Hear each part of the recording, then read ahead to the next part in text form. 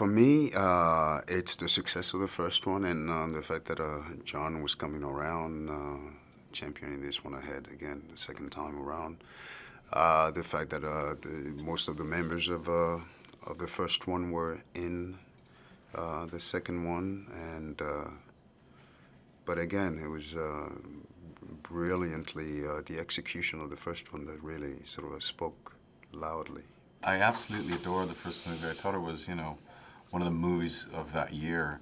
It kind of blew me away. I went with my kids, and then the second movie, exactly as Djimon said, you know, the fact that the whole team was reuniting, and the script was so strong. So it was just a gift, really. He's one of those characters that that was able to get away successfully, and trying to, I wouldn't say that he was struggling with survival, but he was trying to, you know, sort of start a life someplace else.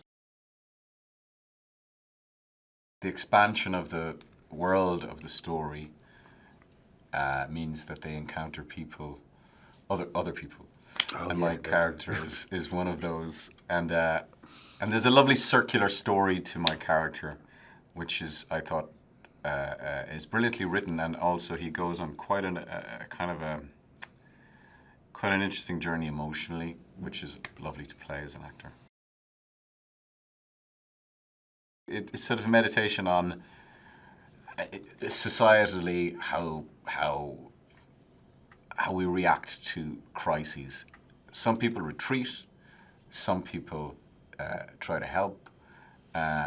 If you're an individual, if you're a group, so I guess my character is representative of some of those choices that people make, but how those, and I guess Millie's character changes everybody she meets, and my character, she changes most significantly, I think. It's such a wonderful setting to be directed by John, and knowing that he's an actor in himself, and the way he's, you know, for the first time, you know, having an actor-director sort of like talk to you in a very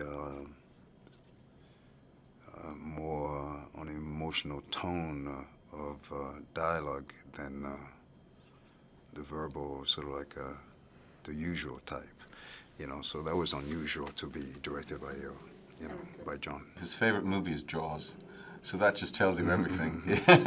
And so to create a world, an atmosphere that is full of threat, but yet that the scares and the tension is all ratcheted up really by your imagination, or by the potential of what could happen, and by putting yourself into that position, and that the audience putting themselves into that position, and that's extraordinarily hard to do.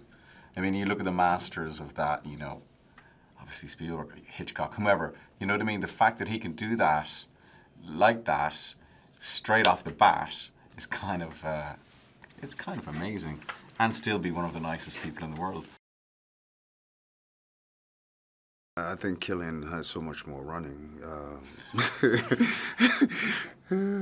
I did a bit of fighting. Oh, you did that too? Yeah. Yeah? Well, maybe when you see the movie, you'll see. Yeah, sure.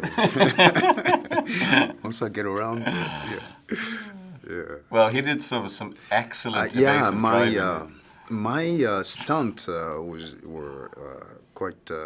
I guess we had fun. I mean, You had fun. He was just patiently sitting next to me, and as I was Trying not spinning to the car die, around yeah. and trying to, you know, act like I was doing all that kind of, you know, knew what I was driving. But yeah, it was fun. He knows how to drive. Oh wow, yeah, so much edgier. I mean, we're dealing with the world in which you can't make a sound. Now we had to deal with the world. You know, I mean, I guess we were, you know, sort of like confined in a very confined, you know, area. Now you're exposing yourself into the world outside, and like he put it, Cillian put it, the others. You know, now you have to deal with the others, that are out there that have successfully survived as well. And so, what is their condition as well? Whatever people loved about the first one, they're gonna even love more about the second one because it has all of that stuff, that emotion and that anxiety. But I think it expands it